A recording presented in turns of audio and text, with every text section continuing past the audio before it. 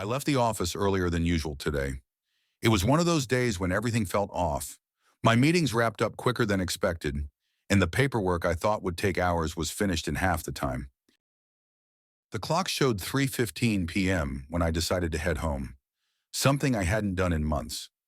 As I drove, a nagging feeling crept into my mind. Something wasn't right, but I couldn't put my finger on it. My marriage to Sarah had been rocky lately, but I figured it was just a rough patch. We'd been married for 8 years, and I thought I knew her inside and out. Lately, though, she'd become distant, more secretive. I'd catch her staring out the window, lost in thought, or quickly closing her laptop when I walked into the room. I brushed it off as stress. She had a demanding job as an interior designer, and projects had been piling up. We hadn't been intimate in weeks, but I convinced myself it was just the stress for both of us. I parked the car in the driveway, noticing her car already there. Odd. She usually worked later than me. I smiled, thinking maybe I'd surprise her with an early dinner. I grabbed my briefcase, feeling a strange mix of anticipation and unease. As I unlocked the front door, I could hear faint music playing from upstairs. I called out, "Sarah? I'm home early." No answer. My heart rate picked up, the unease growing stronger. I walked through the living room, dropping my briefcase on the couch. Something was off. There was a tension in the air I couldn't ignore. I took the stairs two at a time, my hand gripping the banister so hard my knuckles turned white. The music grew louder as I reached the bedroom door, which was slightly ajar. I pushed it open. My heart stopped. There she was, my wife, tangled in the sheets with a man I'd never seen before. He was tall, muscular, with dark hair, and the sight of him with her, my Sarah, was like a punch to the gut. I couldn't breathe. My vision blurred with rage and betrayal. She didn't see me at first, too caught up in the moment. I wanted to scream, to tear him off her, but I was frozen in place. Then she looked up and saw me. Her eyes widened, her face draining of color. "Alex," she whispered, but it wasn't a plea or an apology. It was fear. The man turned to see what had caught her attention, and our eyes locked. He moved faster than I could react, pushing her off him and reaching for something under the pillow. A gun. I barely had time to process it. Everything happened so fast. He pointed it at me, and I stood there dumbfounded as he pulled the trigger. The gunshot rings out, echoing in my ears, a sound so sharp it seems to split the air. My heart pounds, and for a split second, I'm paralyzed by the sheer shock of it. The man falls backward onto the bed, his eyes wide open, unseeing. Blood spreads across his chest, staining the white sheets. My hand trembles, reaching out instinctively, but I'm too late. He's dead. I stagger back, my breath coming in short, panicked bursts. My mind reels, trying to grasp what just happened. The gun, the shot, the man. Everything spins in my head like a whirlwind. I didn't expect this. I only wanted to confront them, to demand answers. How did it come to this? Sarah, still on the bed, scrambles to cover herself, her face twisted in terror. "Alex, what have you done?" Her voice is barely a whisper, trembling as if she's on the verge of breaking down. "I didn't." "He pulled the trigger," I managed to stammer, but my voice sounds hollow, unconvincing even to me. My eyes flick to the gun, now lying on the floor by the bed. I can't move. My feet feel glued to the spot, my body numb with shock. Her tears start to fall, and she curls up, hugging her knees. "Why, Alex? Why did you have to do this?" I'm shaking my head, trying to make sense of her words, of the situation. I didn't shoot him, Sarah. He had the gun. He was going to kill me." Her eyes, red and swollen, look up at me, filled with something I can't quite name. Fear, disbelief, betrayal. "You're lying," she says, her voice gaining strength, turning cold. "You shot him. I saw you." "No," I breathe, the word coming out as a gasp. "No, that's not true." But she's already reaching for her phone, her hands trembling as she dials. "I'm calling the police," she says, her tone flat, almost robotic. I'm telling them what you did. My world collapses in that moment. I can't believe what I'm hearing. My own wife accusing me of murder? I take a step toward her, trying to reason, trying to understand. Sarah, no. You don't have to do this. We can...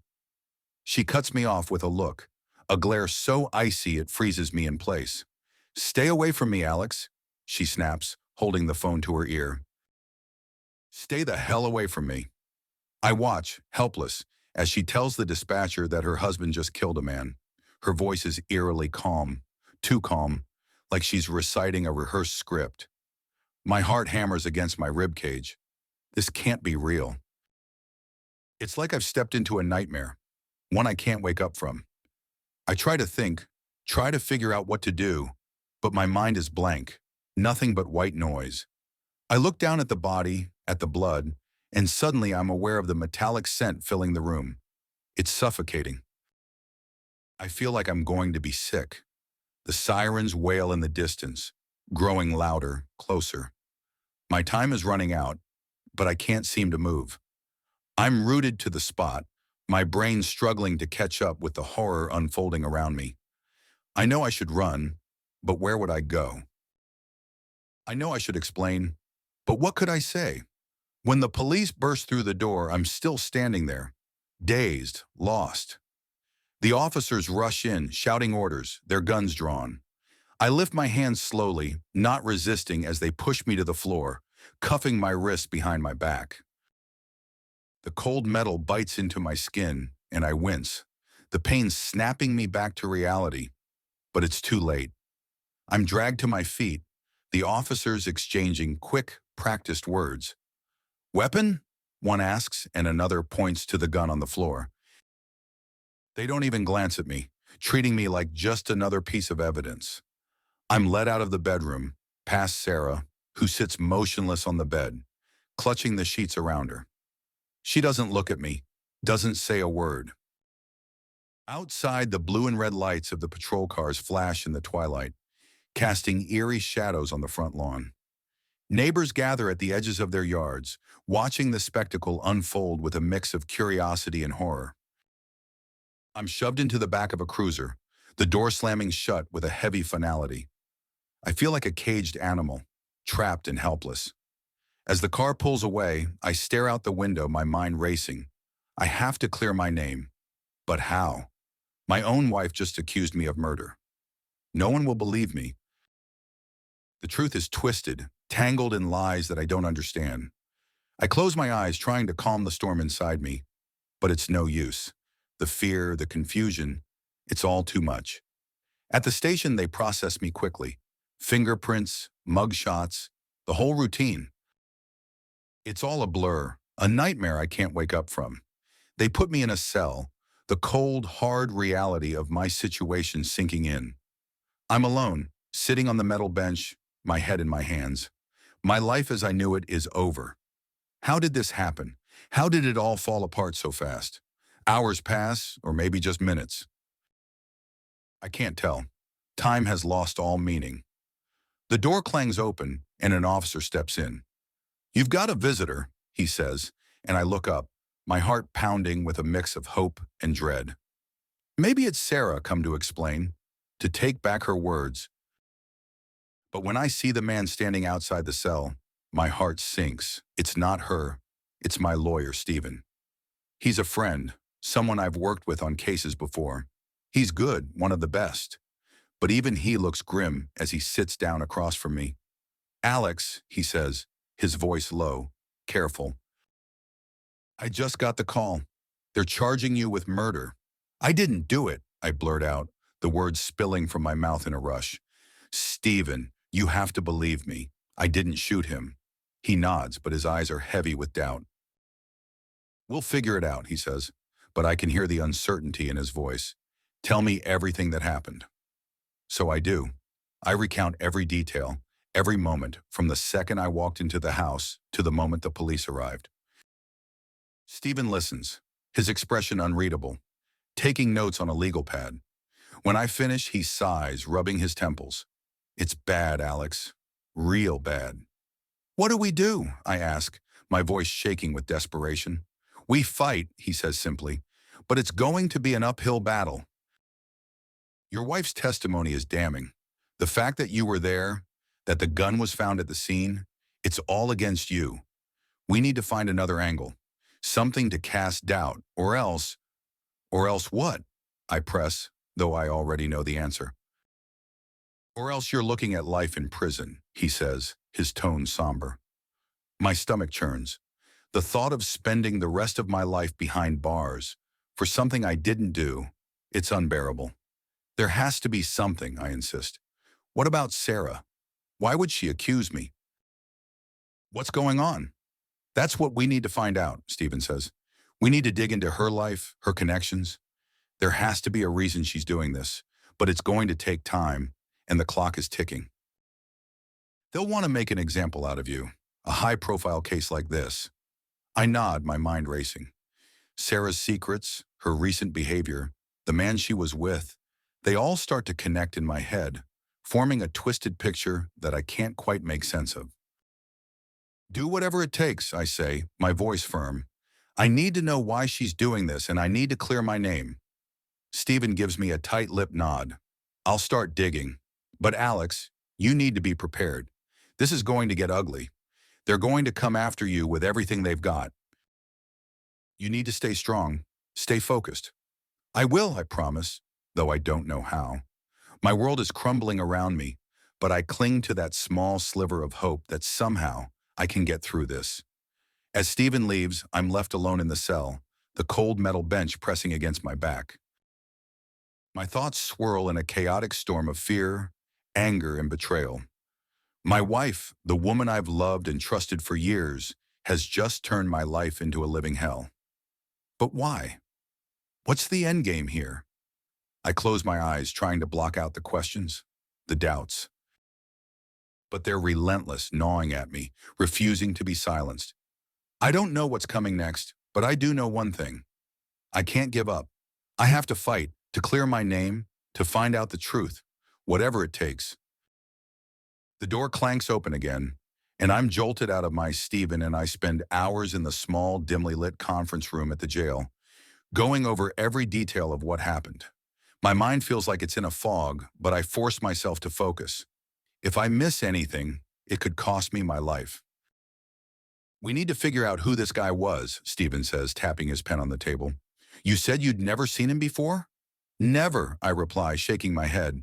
I didn't even get his name before everything. Before it all went to hell. Stephen frowns, scribbling something in his notebook. That's our first step, then. We need to identify him. If he had any criminal connections, it might explain why Sarah would do this. But why would she set me up like this? I ask, frustration boiling over. Why accuse me of murder? It doesn't make any sense. Stephen leans back in his chair, crossing his arms. That's what we need to find out. I'll have a private investigator dig into her background.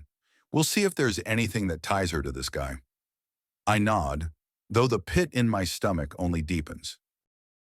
The idea of my wife, my Sarah, being involved in something so sinister, it's almost too much to bear. But I can't afford to let my emotions cloud my judgment. Not now. I'll also subpoena her financial records, Stephen continues. If she's hiding something, there's a chance we'll find it there. Do you really think she's been planning this? I ask, my voice barely above a whisper. He looks at me, his eyes filled with a mix of pity and determination. I don't know, Alex. But we have to prepare for the worst. Days turn into weeks as we dig into Sarah's life.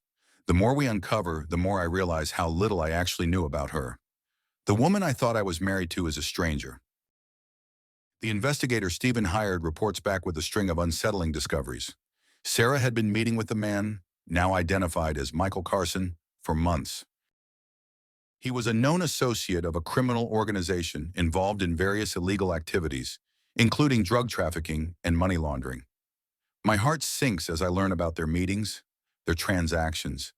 It's clear she was in deep, but what I can't figure out is why. Was she blackmailed? Threatened? Or was she a willing participant? Stephen pores over the information, piecing together a timeline of events that leads up to the day of the shooting. It all points to one thing. Sarah had been setting me up.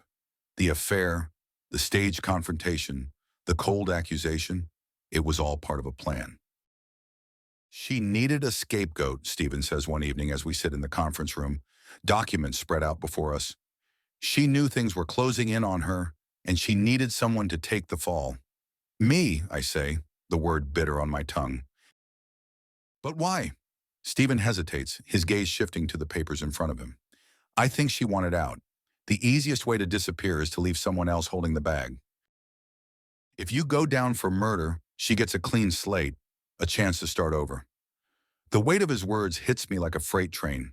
The woman I loved, the woman I trusted, has betrayed me in the worst possible way, but there's still something that doesn't add up. What about the money? I ask, frowning. If she wanted to disappear, why didn't she just take the money and run? That's what we're trying to figure out, Stephen says. There's something more to this, something we haven't uncovered yet. The tension builds as the trial date approaches. I feel like I'm walking on a tightrope, one misstep away from plummeting into the abyss. Every night in my cell is a torment. The cold steel of the bars a constant reminder of how far I've fallen.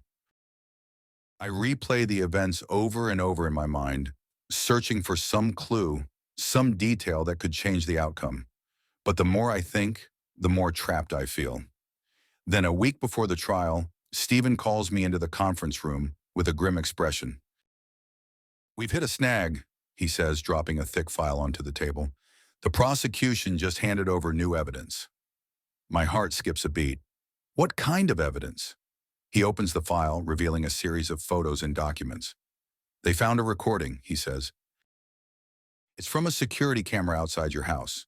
It shows you arriving home, going inside, and then he trails off, pushing the photos toward me. I look down, my stomach twisting as I see the grainy images of myself entering the house. The timestamp shows it was just minutes before the shooting. But it's the next image that makes my blood run cold. Sarah walking out of the house, a small, satisfied smile on her face, her phone in hand. They're using this to argue premeditation, Stephen says. They're going to claim that you found out about the affair, planned the murder, and tried to cover it up. That's ridiculous, I snap, anger flaring in my chest. I didn't know about any of it until I walked in on them. I know, Stephen says, his voice calm. But that's not how the prosecution will spin it. They'll use this footage to paint you as a jealous, vengeful husband who couldn't handle the betrayal. I bury my face in my hands, the enormity of the situation crushing me. What do we do now? I ask, my voice muffled by my palms.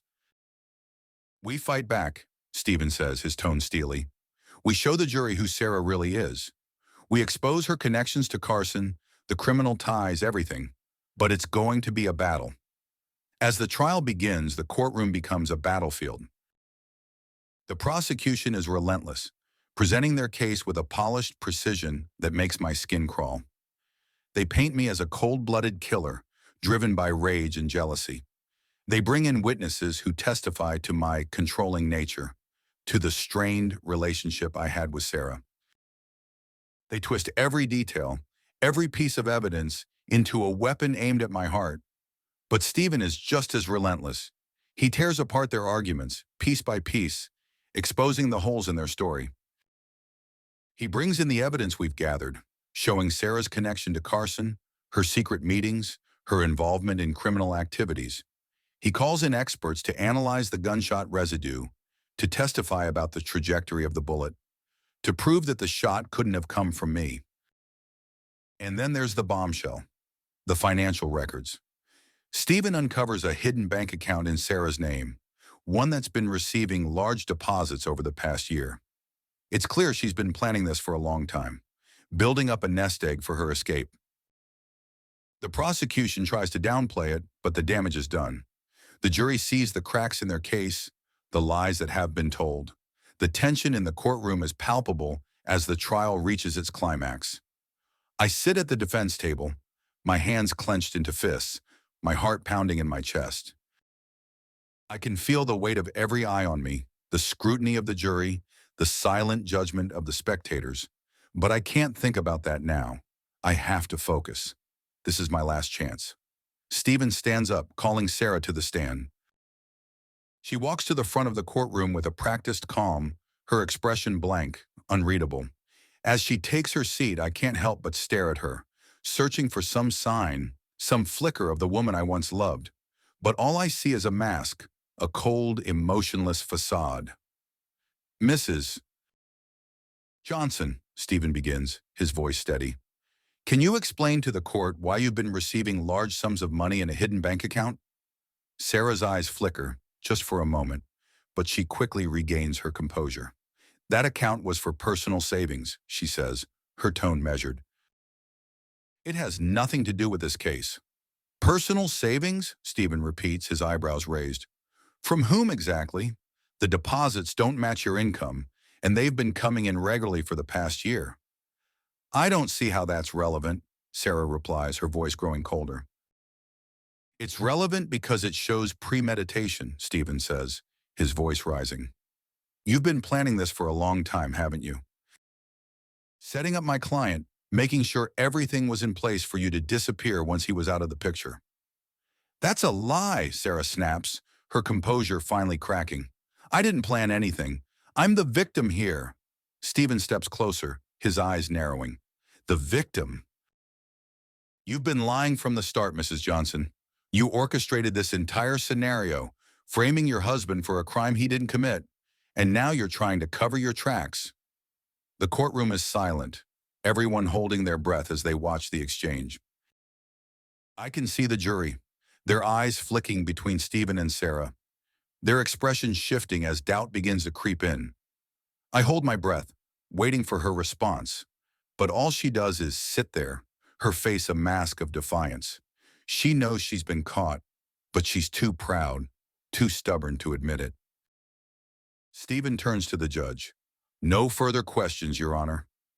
As Sarah steps down, I finally allow myself to breathe. The prosecution scrambles to regain their footing, but the courtroom buzzes with tension as the trial reaches its peak.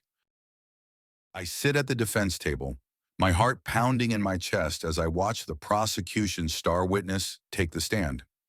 This witness is the one who could either seal my fate or, if we're lucky, provide the opening we need to turn the tide.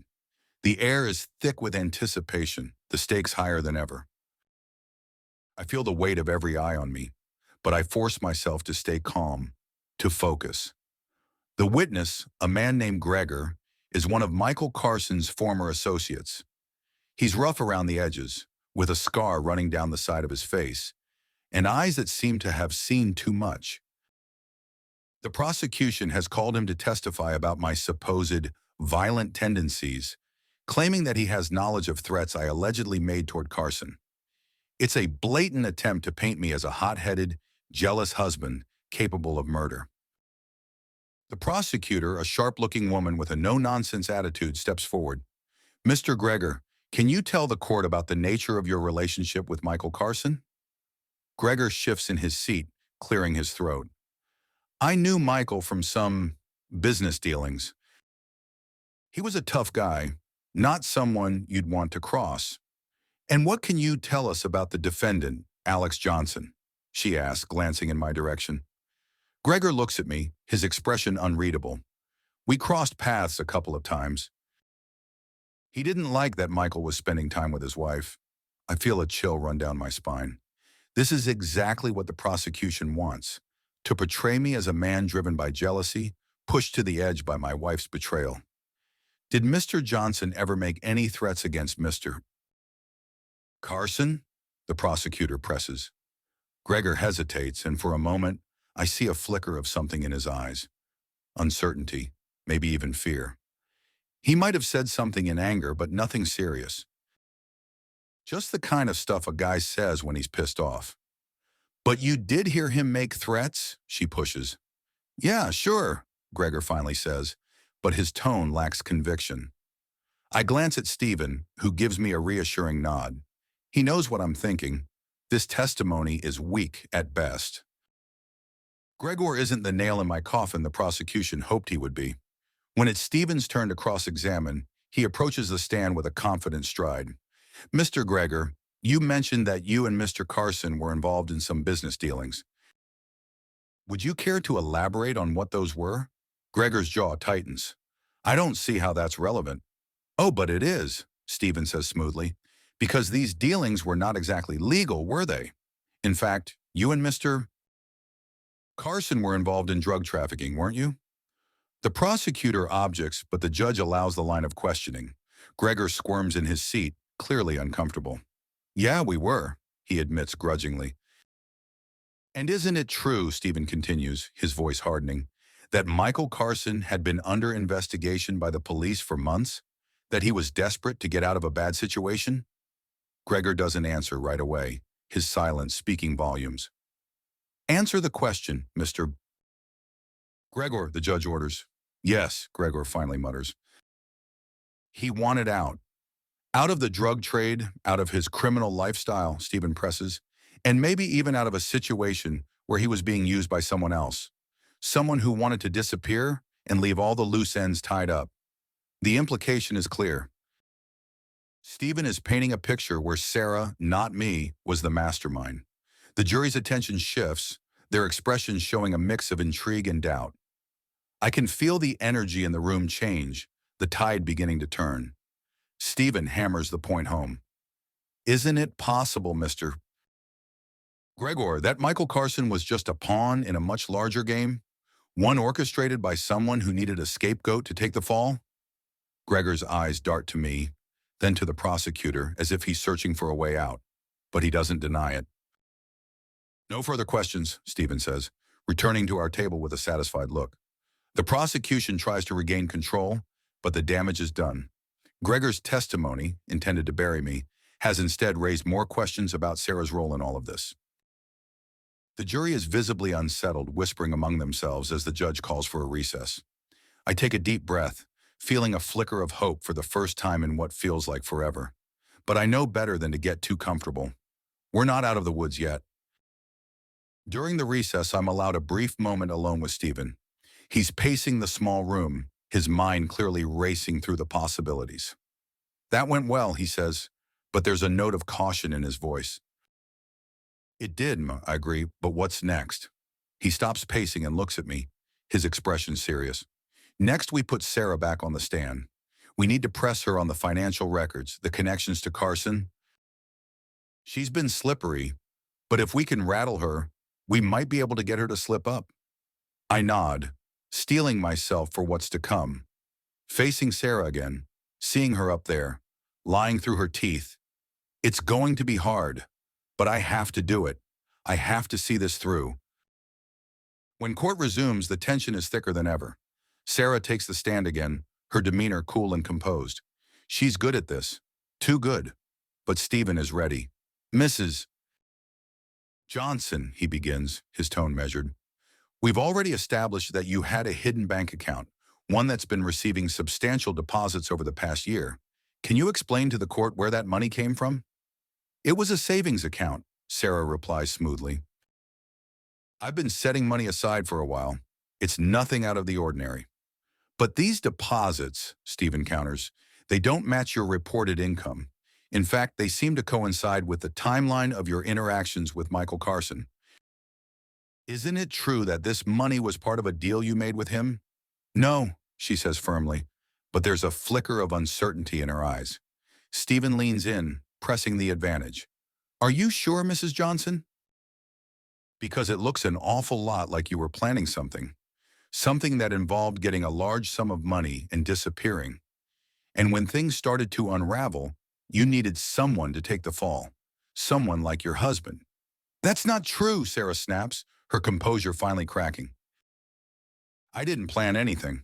I didn't want any of this. But you didn't stop it either, Stephen says, his voice cutting through her denial. You saw an opportunity, and you took it. You knew that if Michael Carson was out of the picture, you could walk away with the money and leave Alex to deal with the consequences. Her face pales, and for a moment, I think she might finally break down and confess. But then she straightens, her expression hardening. You're wrong, she says coldly. I loved Michael. I would never have hurt him. Stephen doesn't miss a beat. Loved him enough to frame your husband for his murder? Her silence is deafening. The courtroom is so quiet you could hear a pin drop. The jurors are watching Sarah intently, their expressions a mix of skepticism and disbelief. They're starting to see through her act, starting to realize that the woman they've been listening to isn't the innocent victim she's tried to portray. The prosecution attempts to recover, but it's clear they're losing ground. Stephen's line of questioning has shaken Sarah, and her story is starting to fall apart. The tension builds to a breaking point as the trial edges closer to its conclusion. And then, just when it seems like we've finally turned the corner, the door to the courtroom opens and a man walks in. He's tall, with dark hair and an air of authority that commands attention. The room goes still as he approaches the judge, handing over a document. The judge reads it, his expression grim. He glances at the prosecutor, then at Stephen, before looking directly at me. "It appears we have new evidence," he says, his voice heavy with significance. "This could change everything." My heart races as I try to process what this means. What new evidence? And how could it impact the trial? The judge calls for another recess, and I'm left sitting at the defense table, my mind reeling. Stephen is already on the phone, trying to get more information, but all I can do is wait, my thoughts spinning with a mix of fear and anticipation. After what feels like an eternity, court is back in session. The man who delivered the document is now on the stand, and the judge is explaining that this new evidence is a recorded conversation, one that took place between Sarah and another individual just days before the shooting. The recording is played, and as I listen to Sarah's voice, cold and calculating, discussing plans to get rid of the problem, I feel a surge of disbelief and betrayal so intense it nearly knocks the wind out of me. The prosecution scrambles to mitigate the damage, but it's clear this is the final blow. Sarah's lies have unraveled, her true intentions laid bare for everyone to see. The jury is visibly shaken, their expressions now reflecting doubt and suspicion. As the recording ends, the courtroom is silent once more. The new evidence hits like a thunderclap. The courtroom is abuzz with whispers, the jury shifting in their seats as they absorb the implications of the recording. My mind races, struggling to keep up with the whirlwind of emotions swirling inside me. This recording is the break we've been hoping for, but I can't let my guard down yet. I glance at Stephen, who's already strategizing our next move. He's relentless, and right now, that's exactly what I need. The judge calls for a brief recess to review the evidence and allow both sides to prepare. I'm escorted back to the holding room, where Stephen meets me, his face set in a determined expression. "This is big, Alex," he says, wasting no time. "This recording could turn everything around, but we need to be smart about how we use it." I nod, still processing the shock of hearing Sarah's voice so cold, so calculating. It's like I'm hearing a stranger, not the woman I once loved. "What's our plan?" I ask, trying to focus. "First, we're going to make sure the jury hears that recording in its entirety," Stephen explains. "Then we'll bring Sarah back to the stand. We need to confront her with this and force her to explain. If we can get her to slip up, if she contradicts herself or shows any sign of guilt, it could sway the jury in our favor." "Do you think she'll crack?" I ask, doubt gnawing at me. Sarah has been so controlled, so careful in her testimony. Stephen's eyes narrow. She's been under a lot of pressure. This new evidence is a direct challenge to her story. It's going to be hard for her to keep it all together. The minutes tick by slowly as we wait for the judge's decision. My mind drifts back to the day of the shooting, replaying every moment over and over. I remember the look in Sarah's eyes when she accused me of murder, the icy detachment that sent chills down my spine. Now with the recording, it's clear that she had planned this all along. But why? What could drive her to do something so twisted, so cruel? Finally, we're called back into the courtroom. The tension is palpable as everyone takes their seats. The judge addresses the court, his voice grave. "After reviewing the evidence, I have decided that the recording is admissible. We will proceed with the defense's presentation." Stephen stands up, nodding to the judge before turning to face the jury. "Ladies and gentlemen, what you're about to hear is crucial to understanding the true nature of this case. Please listen carefully." The recording begins to play. the courtroom falling into a heavy silence. Sarah's voice fills the room, her tone calm and measured as she discusses getting rid of the problem. My stomach twists with a sickening mixture of anger and sadness. This is the woman I thought I knew, the woman I trusted with my life, now revealed as a cold manipulator. When the recording ends, the jury's expressions are a mix of shock and uncertainty. Stephen wastes no time in calling Sarah back to the stand. She walks up slowly, her face pale, but her composure is still intact. She sits down, her eyes fixed straight ahead, avoiding mine. Mrs. Johnson, Stephen begins, his voice steady. You've just heard a recording of your own voice discussing plans to get rid of the problem. Can you explain to the court what you meant by that? Sarah's eyes flicker, just for a moment, but then she regains her composure. That recording is taken out of context, she says, her voice cool. I was talking about a business issue, something unrelated to this case. Stephen doesn't let up. A business issue? You're telling us that you were discussing business matters with Michael Carson, a known criminal? Yes, Sarah replies, her tone firm.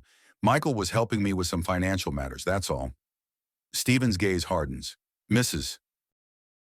Johnson, it's clear from this recording that you were planning something far more serious, something that involves setting up your husband for a crime he didn't commit.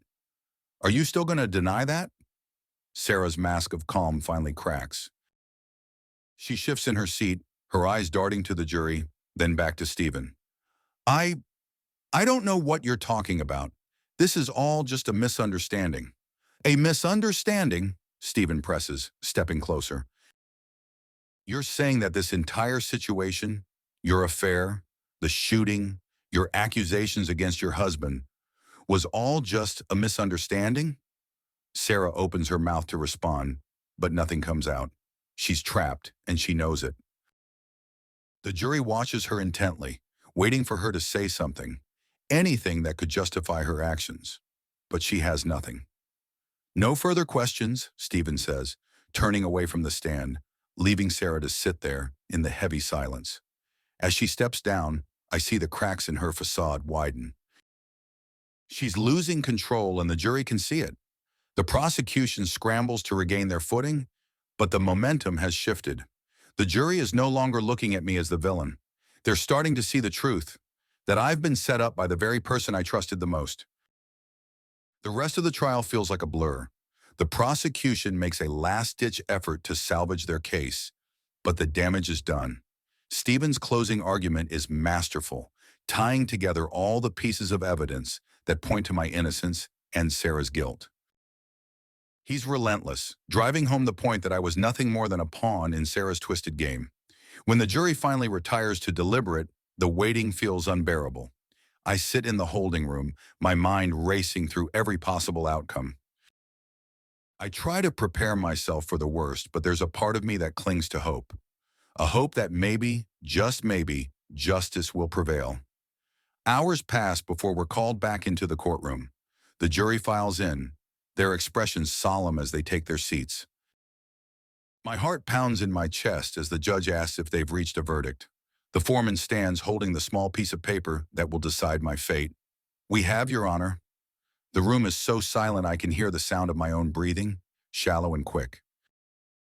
I glance at Stephen, who gives me a reassuring nod, but his face is tight with tension. The foreman clears his throat, then reads the verdict. On the charge of murder in the first degree, we find the defendant, Alex Johnson, not guilty. A wave of relief crashes over me, so intense that I feel like I might collapse. I close my eyes, letting the words sink in. Not guilty, I'm free. But the relief is quickly overshadowed by the reality of what's been lost. My marriage, my trust in Sarah, the life I thought I had, all of it is gone, shattered beyond repair. As the courtroom erupts into noise, I remain in my seat, staring blankly ahead, trying to process everything. Stephen clasps my shoulder, his voice low. We did it, Alex. You're free. I nod, but I can't find the words to respond. The weight of everything that's happened presses down on me, making it hard to breathe. Sarah is escorted out of the courtroom, her face a mask of defeat. She doesn't look at me as she passes by, and I'm not sure if I'm relieved or disappointed. Part of me wants answers, but another part knows that no explanation will ever make sense of what she did. As the courtroom empties, I'm left alone with my thoughts. The trial is over, but the real work of rebuilding my life is just beginning. I feel a sense of emptiness, a void where my life used to be. I know that I'll have to find a way to move forward, to pick up the pieces and start again, but right now that seems impossible. Stephen interrupts my thoughts, handing me a folder. These are the documents we gathered during the trial. I thought you might want to go through them. I take the folder, feeling its weight in my hands. It's a physical reminder of everything that's happened, of the lies, the betrayals, the shattered trust. Thanks, I mutter, not sure what else to say. He gives me a sympathetic look. Take your time, Alex. You've been through a lot. But remember, you're not alone. You have people who care about you, who will help you get through this. I nod, appreciating the sentiment even if I'm not ready to fully accept it. Right now, all I can think about is getting out of this courtroom, away from the reminders of everything I've lost. As I leave the courthouse, I feel the weight of the world on my shoulders. The sun is setting, casting long shadows across the ground. It feels symbolic somehow, like the end of one chapter and the uncertain beginning of another. I don't know what the future holds, but I know that I can't let this break me. I have to find a way to move forward, to rebuild my life, piece by piece. It won't be easy, but I've come this far. I can't stop now. With the trial behind me, I take a deep breath and step out into the fading light, ready to face whatever comes next. I sit across from Sarah in the small, sterile room, the final confrontation I've dreaded yet needed. She's sitting with her hands folded on the table, her face a mask of cold defiance. The woman I once knew buried under layers of lies and betrayal. The trial is over, the verdict delivered, but there's unfinished business between us, truths that need to be spoken, questions that demand answers. Why, Sarah? My voice comes out harsher than I intended, the words carrying the weight of months of torment. Why did you do it? Was it always about the money, or was there more to it? She doesn't look at me, her eyes fixed on the table. For a moment, I wonder if she's going to say anything at all. Then she sighs, a soft, resigned sound that's almost too quiet to hear. You wouldn't understand, Alex. You never did. Try me, I insist, leaning forward. After everything, I think I deserve to know the truth. Her eyes finally meet mine, and there's something in them that I can't quite place. Regret, maybe, or something darker. It wasn't just about the money, she begins slowly, choosing her words with care. Yes, I needed it, but it was more than that. I felt trapped.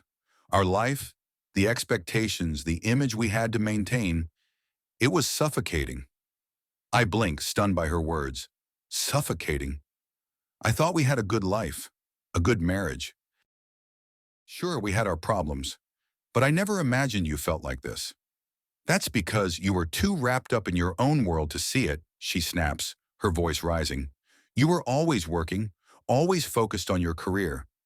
You didn't see how unhappy I was, how lonely. Michael, he was an escape.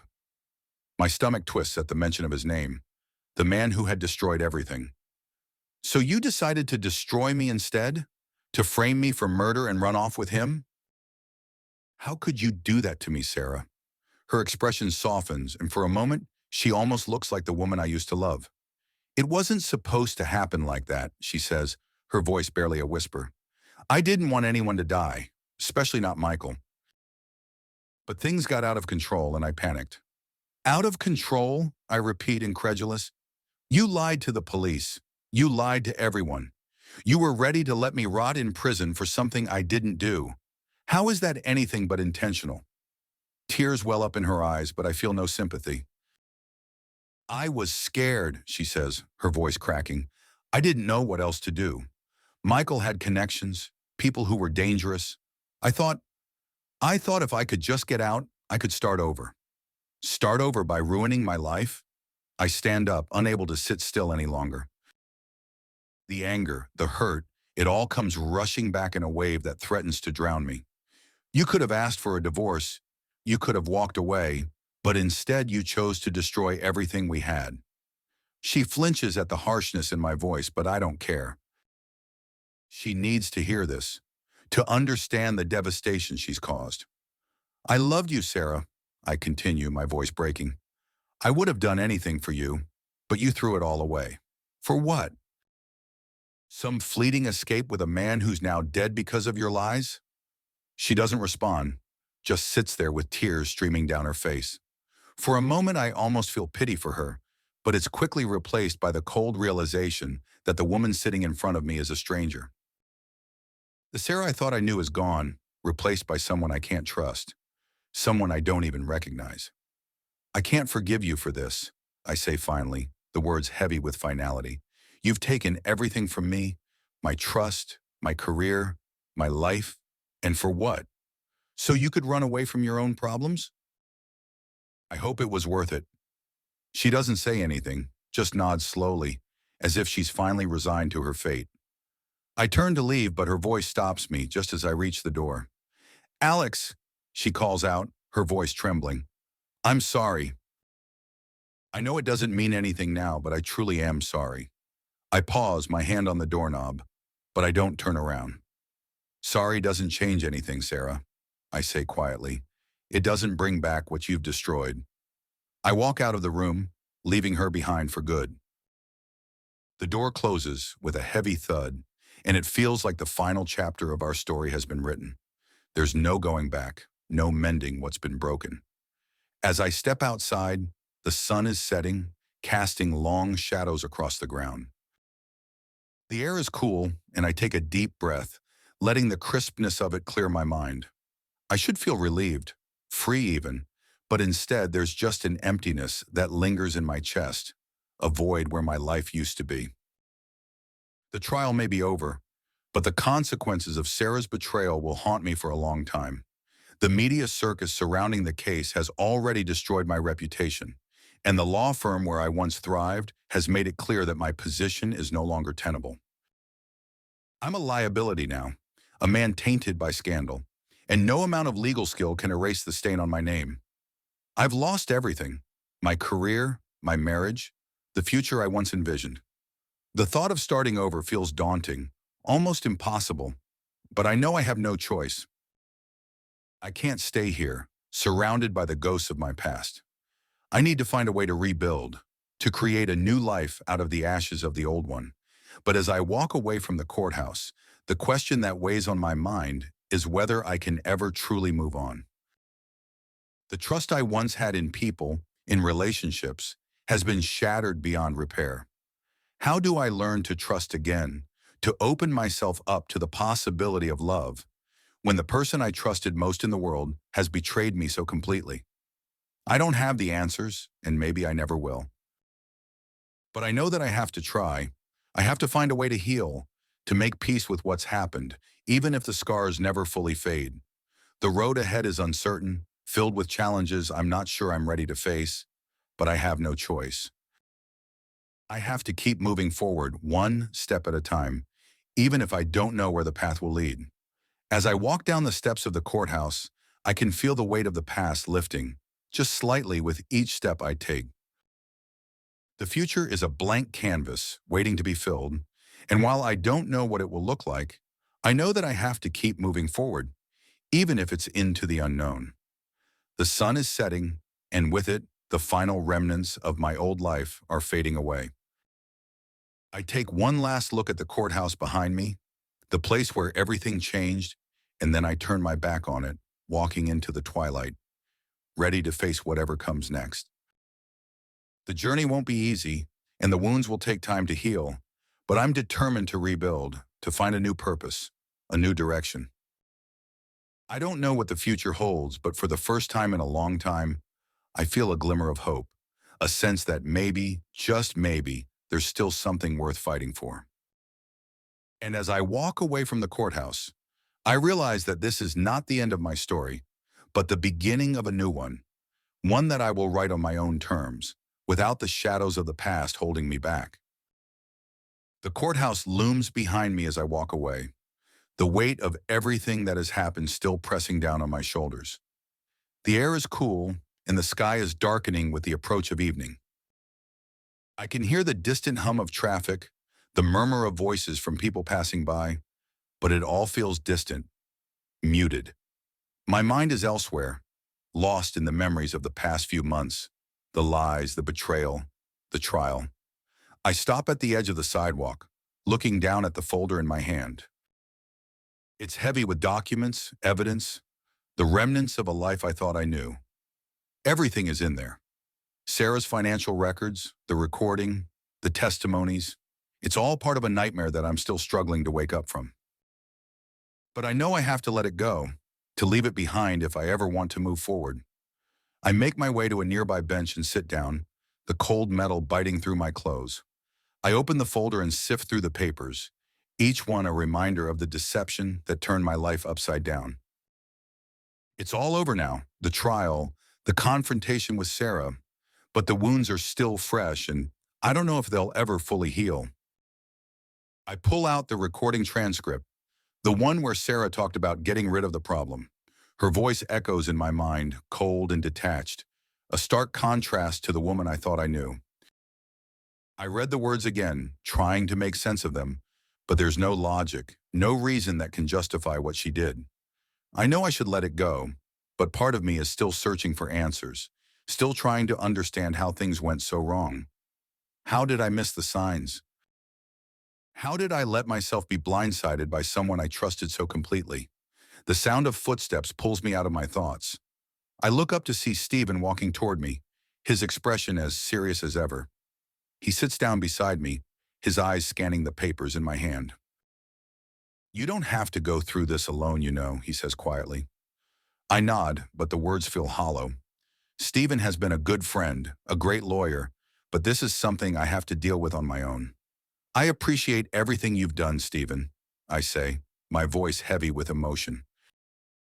"But this is something I need to process by myself." He doesn't argue, just nods in understanding. "I get it," he says, "but remember, you have people who care about you. Don't shut them out." I don't respond, just stare down at the papers in my lap. I know he's right, but the idea of opening up to anyone right now feels impossible. The betrayal I've experienced has cut too deep, and I don't know if I'll ever be able to trust again. Stephen stands up, giving me a reassuring pat on the shoulder. "Take care of yourself, Alec," he says before walking away, leaving me alone with my thoughts. I sit there for a long time, watching the world go by. People pass by, going about their lives, oblivious to the storm that's been raging inside me. I feel a strange disconnect from it all, like I'm watching life happen through a pane of glass, separated from the warmth and normalcy of it. Eventually, I gather the papers, shoving them back into the folder. I don't want to carry this burden anymore, but I'm not sure how to let it go. I stand up, leaving the bench behind, and start walking. I don't know where I'm going, but it feels good to move, to put distance between myself and the courthouse, the trial, the past. As I walk, I think about the future.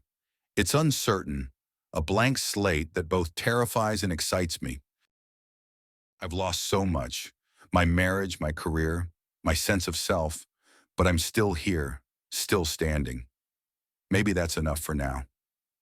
I stop at a bridge overlooking the river. The water is dark and still, reflecting the lights of the city. I take a deep breath, letting the cool air fill my lungs. It's a new beginning, I tell myself. I can rebuild, start over, find a way to move past this. But as much as I want to believe that, I know it's not going to be easy.